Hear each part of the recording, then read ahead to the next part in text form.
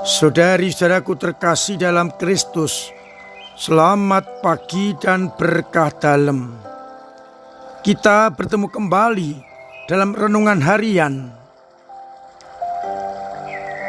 Selasa 15 Juli 2025. Hari ini kita peringati Santo Bonaventura, uskup dan pujangga gereja yang hidup pada abad ke-13 di Italia Tengah. Waktu kecil ia menderita sakit yang sangat berat. Ibunya menggendong membawa pergi menemui Santo Fransiskus Assisi. Dan saat menerima anak itu, Santo Fransiskus meramalkan akan terjadi hal-hal yang hebat pada anak ini, dan ia diberi nama Bonaventura, yang artinya betapa baik kejadian ini. Dan memang ia menunjukkan bakat-bakat yang besar.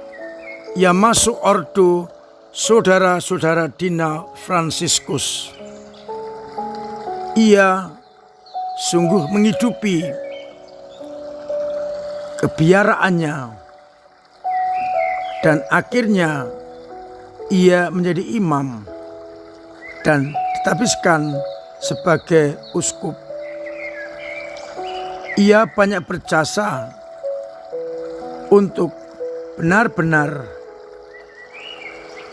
menyatukan kembali gereja Ortodoks Yunani dan gereja Latin Roma.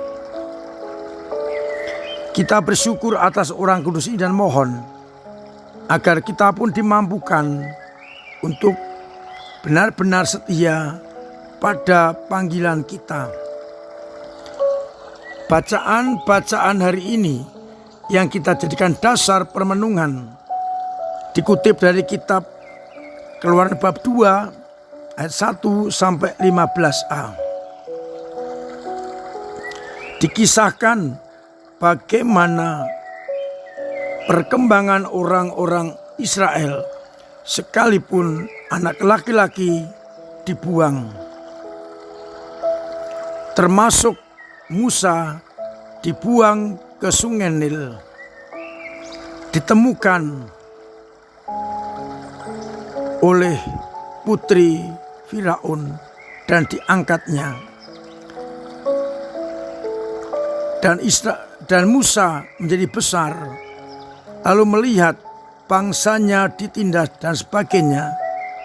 Ia akhirnya juga melerai ketika dua orang Israel berkelahi, dan peristiwa-peristiwa itu sampai kepada raja. Kemudian raja mengancam akan membunuh Musa, namun Musa melarikan diri dan tiba di tanah Median. Dalam Injil kita diingatkan oleh kecaman-kecaman Yesus kepada kota-kota yang tidak bertobat. Celakalah engkau Korazim, celakalah engkau Betsaida. Jika di Sidon terjadi mukjizat yang telah lakukan di tengah-tengahmu, mereka akan bertobat. Tapi aku berkata kepadamu, tanggungan Tirus dan Sidon lebih besar daripada tanggungan di dalam dirimu. Demikian pula kritikan terhadap Kapernaum, bahwa pada hari penghakiman tanggungan Sodom dan Gomora akan lebih ringan daripada tanggunganmu. Dengan kata lain, kota-kota di mana tidak bertobat ketika melihat Yesus menyampaikan karya Allah, tanggungannya akan lebih besar daripada tanggungan kota-kota yang dihancurkan oleh Allah.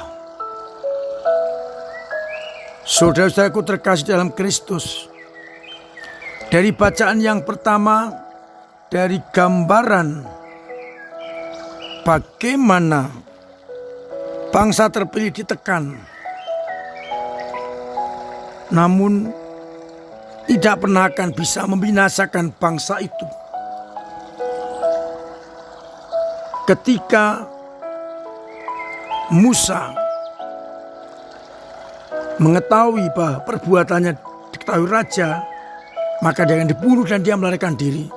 Itu perlindungan Tuhan bagi Musa yang nanti akan memimpin bangsa terpilih keluar dari Mesir.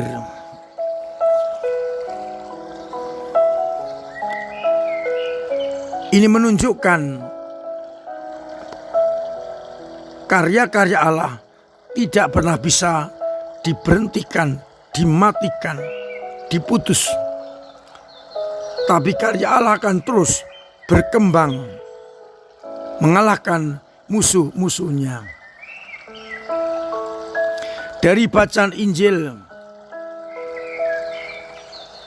mengapa kota-kota itu dibenci Yesus, atau lebih tepatnya mengecam kota-kota yang tidak mau bertobat sekalipun Yesus melaksanakan mukjizat di sana. Mereka tegar tengkuk, mereka keras hati, maka mereka akan dihukum.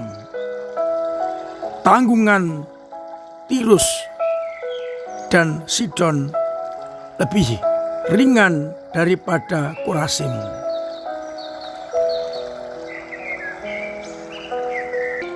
Juga kepada kota-kota yang tidak percaya, semoga kita mampu untuk percaya dan mengandalkan Allah di atas segala-galanya. Setiap peristiwa dan mukjizat yang kita alami, kita sadari itu berasal dari Allah. Semoga akhirnya kita meninggalkan cara hidup lama, meninggalkan Allah-Allah yang lain, dan datang kepada Allah yang benar. Tuhan memberkati kita sekalian. Amin. Marilah kita berdoa. Bapa yang penuh kasih, kami bersyukur atas rahmat-Mu yang melimpah, atas sabda-Mu yang mengingatkan kepada kami, agar kami benar-benar menghidupi cinta kasih-Mu, dan juga apapun yang kami alami lewat peristiwa, lewat pribadi, dan lewat siapapun juga yang menunjukkan kasih-Mu kepada kami.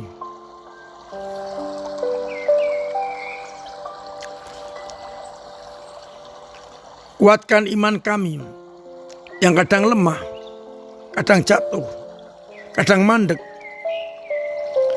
Dorong dan tetap hidupi kami.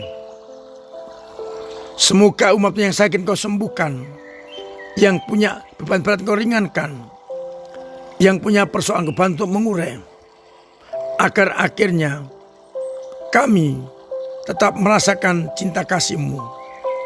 Untuk itu, sertai kami dengan berkat-Mu sendiri, Bapa dan Putra dan Roh Kudus. Amin.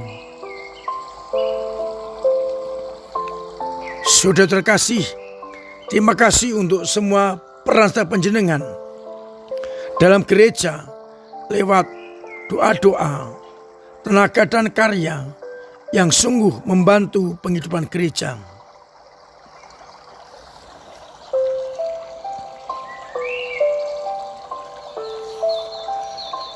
Saya ucapkan kepada seluruh umat yang terus-menerus ikut ambil bagian dalam karya-karya itu. Mari kita terus dukung paroki kita agar semakin Katolik dan semakin apostolik. Akhirnya saya mengucapkan selamat pagi, selamat merenungkan, salam sehat, Tuhan memberkati.